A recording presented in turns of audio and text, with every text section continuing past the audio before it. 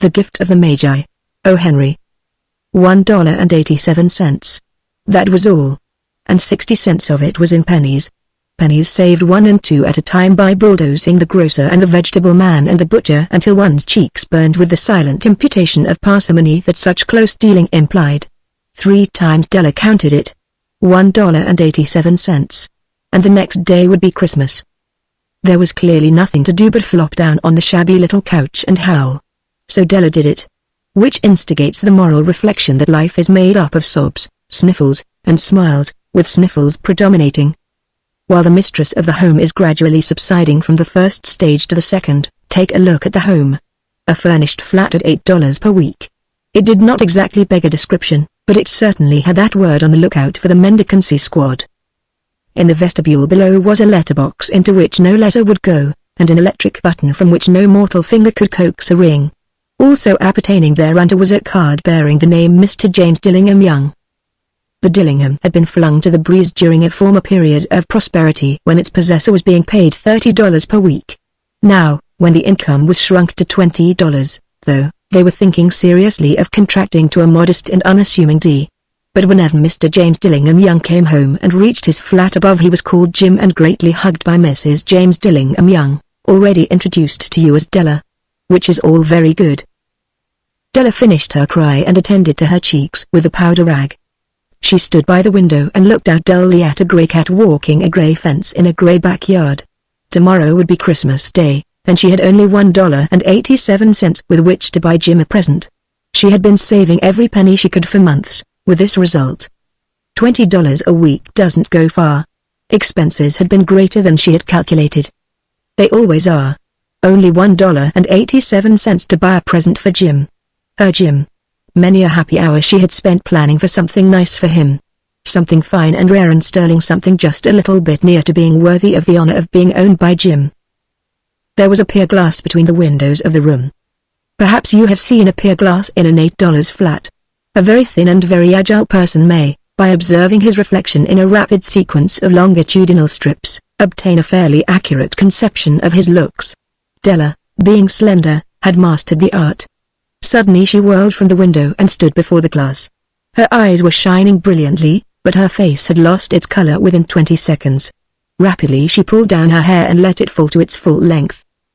Now, there were 2 possessions of the James Dillingham Youngs in which they both took a mighty pride. One was Jim's gold watch that had been his father's and his grandfather's. The other was Della's hair. Had the Queen of Sheba lived in the flat across the air shaft, Della would have let her hair hang out the window some day to dry just to depreciate Her Majesty's jewels and gifts. Had King Solomon been the janitor, with all his treasures piled up in the basement, Jim would have pulled out his watch every time he passed, just to see him pluck at his beard from envy. So now Della's beautiful hair fell about her, rippling and shining like a cascade of brown waters. It reached below her knee and made itself almost a garment for her. And then she did it up again nervously and quickly. Once she faltered for a minute and stood still while a tear or 2 splashed on the worn red carpet. On went her old brown jacket, on went her old brown hat. With a whirl of skirts and with the brilliant sparkle still in her eyes, she fluttered out the door and down the stairs to the street. Where she stopped the sign read, Sofrony. Hair goods of all kinds. 1 flight up Della ran, and collected herself, panting. Madame, large, too white, chilly, hardly looked the Sofrony. Will you buy my hair? Asked Della. I buy hair, said Madame. Take your hat off and let's have a sight at the looks of it. Down rippled the brown cascade. $20, said Madame, lifting the mass with a practiced hand. Give it to me quick, said Della. Oh, and the next 2 hours tripped by on rosy wings. Forget the hashed metaphor. She was ransacking the stores for Jim's present. She found it at last. It surely had been made for Jim and no one else. There was no other like it in any of the stores, and she had turned all them inside out. It was a platinum fob chain, simple and chaste in design, properly proclaiming its value by substance alone and not by meretricious ornamentation as all good things should do. It was even worthy of the watch. As soon as she saw it she knew that it must be Jim's. It was like him. Quietness and value, the description applied to both. $21 they took from her for it, and she hurried home with the 87 cents. With that chain on his watch Jim might be properly anxious about the time in any company. Grand as the watch was, He sometimes looked at it on the sly on account of the old leather strap that he used in place of a chain. When Della reached home, her intoxication gave way a little to prudence and reason. She got out her curling irons and lighted the gas and went to work repairing the ravages made by generosity added to love. Which is always a tremendous task, dear friends, a mammoth task. Within 40 minutes her head was covered with tiny, close-lying curls that made her look wonderfully like a truant schoolboy. She looked at her reflection in the mirror long, carefully, and critically. If Jim doesn't kill me, she said to herself, before he takes a second look at me, he'll say I look like a Coney Island chorus girl. But what could I do? Oh, what could I do with $1.87? At 7 o'clock the coffee was made and the frying pan was on the back of the stove hot and ready to cook the chops. Jim was never late. Della doubled the fob chain in her hand and sat on the corner of the table near the door that he always entered. Then she heard his step on the stairway down on the first flight, and she turned white for just a moment. She had a habit of saying a little silent prayer about the simplest everyday things, and now she whispered, "Please God, make him think I am still pretty." The door opened and Jim stepped in and closed it. He looked thin and very serious. Poor fellow, he was only 22 and to be burdened with a family. He needed a new overcoat and he was without gloves. Jim stopped inside the door, as immovable as a setter at the scent of quail. His eyes were fixed upon Della, and there was an expression in them that she could not read, and it terrified her.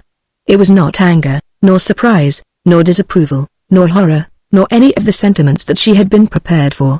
He simply stared at her fixedly with that peculiar expression on his face. Della wriggled off the table and went for him. "Jim, darling," she cried, "don't look at me that way.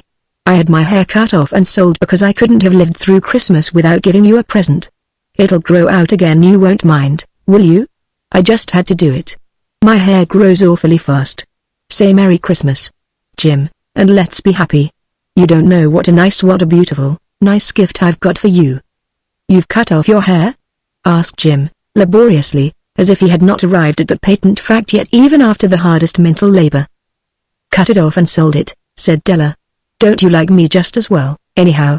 I'm me without my hair, ain't I?" Jim looked about the room curiously. "You say your hair is gone?" he said, with an air almost of idiocy. "You needn't look for it," said Della. "It's sold, I tell you, sold and gone, too. It's Christmas Eve, boy. Be good to me, for it went for you. Maybe the hairs of my head were numbered," she went on with sudden serious sweetness, "but nobody could ever count my love for you. Shall I put the chops on, Jim?"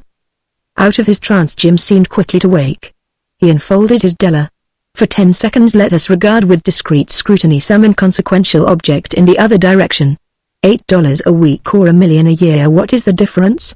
A mathematician or a wit would give you the wrong answer. The Magi brought valuable gifts, but that was not among them. This dark assertion will be illuminated later on." Jim drew a package from his overcoat pocket and threw it upon the table. "Don't make any mistake, Del," he said, "about me. I don't think there's anything in the way of a haircut or a shave or a shampoo that could make me like my girl any less. But if you'll unwrap that package you may see why you had me going a while at first." White fingers and nimble tore at the string and paper. And then an ecstatic scream of joy, and then, alas, a quick feminine change to hysterical tears and wails, necessitating the immediate employment of all the comforting powers of the lord of the flat. For the combs, the set of combs, side and back, that Della had worshipped long in a Broadway window. Beautiful combs, pure tortoiseshell, with jeweled rims just the shade to wear in the beautiful vanished hair. They were expensive combs, she knew, and her heart had simply craved and yearned over them without the least hope of possession. And now, they were hers, but the tresses that should have adorned the coveted adornments were gone. But she hugged them to her bosom, and at length she was able to look up with dim eyes and a smile and say, "My hair grows so fast, Jim." And then Della leapt up like a little singed cat and cried, "Oh, oh." Jim had not yet seen his beautiful present. She held it out to him eagerly upon her open palm. The dull precious metal seemed to flash with a reflection of her bright and ardent spirit. "Isn't it a dandy, Jim? I hunted all over town to find it. You'll have to look at the time 100 times a day now. Give me your watch. I want to see how it looks on it." Instead of obeying, Jim tumbled down on the couch and put his hands under the back of his head and smiled. "Del," said he, "let's put our Christmas presents away and keep 'em a while. They're too nice to use just at present. I sold the watch to get the money to buy your combs. And now suppose you put the chops on." The Magi, as you know, were wise men, wonderfully wise men who brought gifts to the babe in the manger. They invented the art of giving Christmas presents. Being wise, their gifts were no doubt wise ones, possibly bearing the privilege of exchange in case of duplication. And here I have lamely related to you the uneventful chronicle of two foolish children in a flat who most unwisely sacrificed for each other the greatest treasures of their house. But in a last word to the wise of these days, let it be said that of all who give gifts these two were the wisest. Of all who give and receive gifts, such as they are wisest. Everywhere they are wisest. They are the Magi.